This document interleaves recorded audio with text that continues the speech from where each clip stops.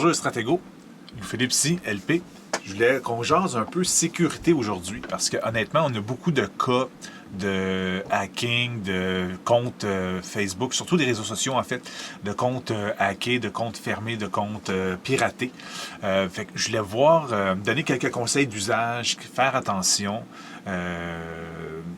Qu'est-ce qu'il faut regarder, comment qu'on peut, dans le fond, être un peu plus sécuritaire sur nos appareils puis nos réseaux sociaux pour pas... Parce qu'honnêtement, se faire pirater son compte Facebook, c'est un peu la galère. Là, j'ai 4 clients présentement là, dans Stratego qui se sont fait pirater, fermer leur compte ou carrément là, des pages détruites, des réputations complètement à refaire.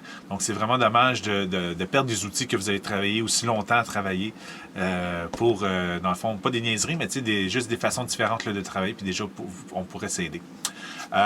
Ceux qui n'utilisent pas de gestionnaire de mots de passe, honnêtement, ça serait une option à regarder attentivement. Des logiciels là, comme Bitwarden, qui est sans doute un des meilleurs au niveau des gestionnaires de mots de passe. Moi-même, j'utilise aussi Safe in Cloud, super bon.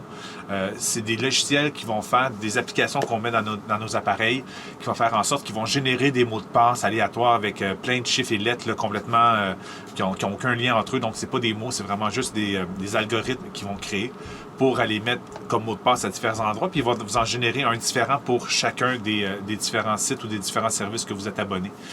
Parce qu'une des faiblesses de la gestion de mots de passe, c'est quand on utilise le même partout. Ce qui fait en sorte qu'une fois qu'ils ont craqué une place, mais ils peuvent aller après ça s'attaquer à tous vos autres services.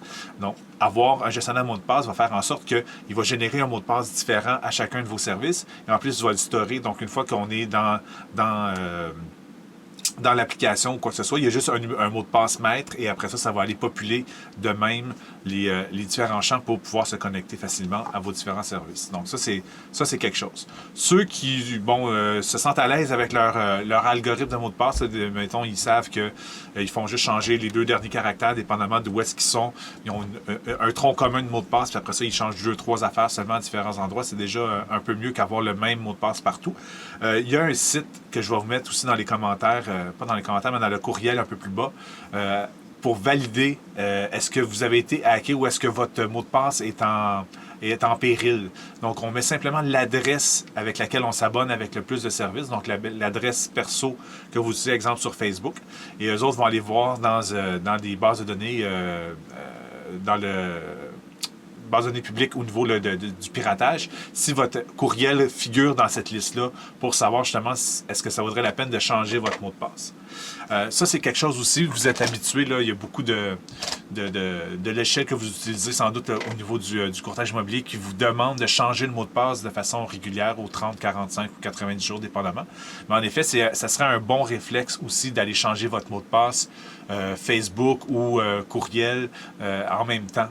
Comme ça, on s'assure justement qu'il y a moins de chances qu'un pirate puisse utiliser votre mot de passe. Puis au pire, s'il l'a gardé de façon dormante dans sa base de données, mais il sera plus effectif quand il va vouloir passer à l'action parce que vous l'aurez changé tout simplement. Donc ça serait un bon réflexe aussi à faire d'aller changer votre mot de passe de temps en temps.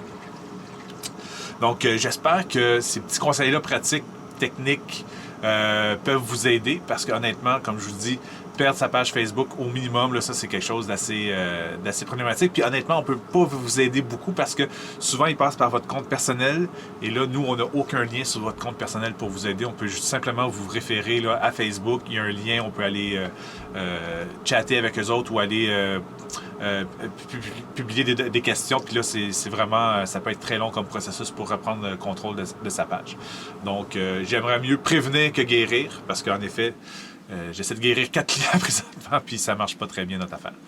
Donc sur ce, allez changer vos mots de passe, puis je vous souhaite 2 transactions de plus d'ici la prochaine fois qu'on se jase. À la prochaine.